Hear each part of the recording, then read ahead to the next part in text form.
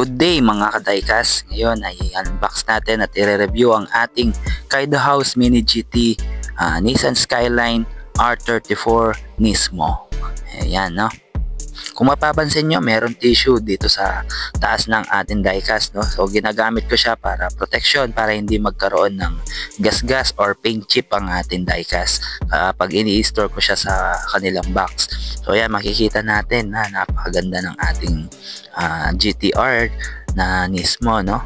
Yan, nakita, ang kulay niya ay metallic blue.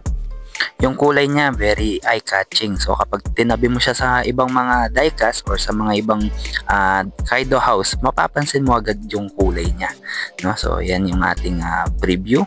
Kita natin yung gilid, sa likod, sa harap, sa taas. So mag-umpisa muna tayo sa kanyang side. So makikita natin na meron siyang decals na Nissan.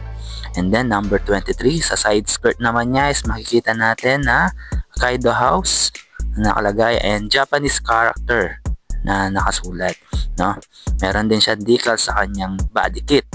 So ano ba yung nakalagay dun sa Japanese character? Based kay Google Lens, ang ibig sabihin daw ng Japanese character ay Imai Racing. So ang designer ng ating Kaido House na ito ay si Jun Imai. So siya, nakalagay din yung kanyang pangalan. And then sa kanyang top view, makikita natin yung Nismo na nakalagay doon sa kanyang hood and number 23. So nakita din natin yung Imai Racing and Nissan sa kanya naman windshield. Ang ibig sabihin naman ng Nismo ay Nissan Motorsport, ay isang division sa Nissan Motorsport and Customization na nagfo-focus sa motorsport at performance-oriented car for Nissan. Sa bandang likuran naman, makikita natin ang iconic na kanyang taillight, decals na number 23, Imai Racing at Nismo. Sa kanyang plate number ay makikita natin 4175. Syempre hindi rin mawawala yung kanyang Nissan emblem and GTR emblem at nakasulat na Skyline. Sa kanyang metal base, makikita natin Kaido House. Sa kanyang bandang spoiler naman ay makikita natin na may nakasulat na Japanese character na ang ibig sabihin ay Imai Racing. So paano ko nalaman na Imai Racing nakasulat doon? Simple lang, Google Lens ko lang yan mga kaibigan. Si Jun Imai ay isang former Hot Wheel designer na ngayon ay ang creative director ng Kaido House. Balik tayo sa ating Skyline. So yan, makikita natin ang kanyang harap, makikita natin ang GTR emblem, Imai Racing sa ilalim ng kanyang bumper at syempre yung kanyang carbon fiber na paint dito sa kanyang ilalim ng bumper niya.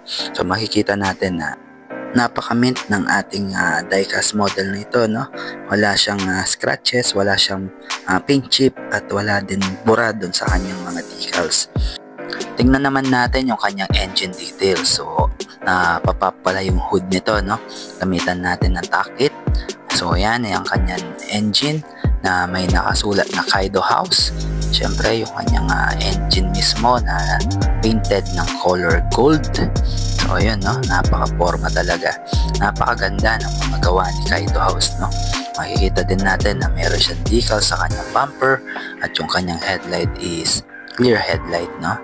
Yung chase version pala nito is yung gulong niya is color gold. So yung nakuha natin is hindi siya chase version pero okay lang kasi napakasulit na talaga na nakuha natin na Kaido House Skyline GTR na Nismo, no? Napanalunan pala natin siya sa isang bidding sa Facebook group sa halagang 3,400. So talagang pinagpuyatan ko yan na binantayan na hindi ma-outbid yung bid natin, no? So yung usually yung ganyan na model is nabebenta na siya around 4,000 pesos sa mga mint, and then 4,000 above naman sa mga sealed pa kasi may chance na makakuha ka ng chase version. Hindi na rin naman kasi biro yung presyo ng ating mga diecast kaya dali-dali na rin akong bumili ng ating acrylic case na galing kay Bell Obra. Iba din kasi yung naka-acrylic case yung ating mga diecast model, no? Maganda na sa mata, protektado pa sa mga alikabok ang ating mga collection, no? Kita nyo naman kung gaano ka-elegante yung ating diecast model na nakalagay sa acrylic case, no? Napaka-solid talaga, napakaganda. At dyan na nagtatapos ang ating video. Maraming salamat sa panonood at Sana supportahan nyo ang ating munting page. Thank you!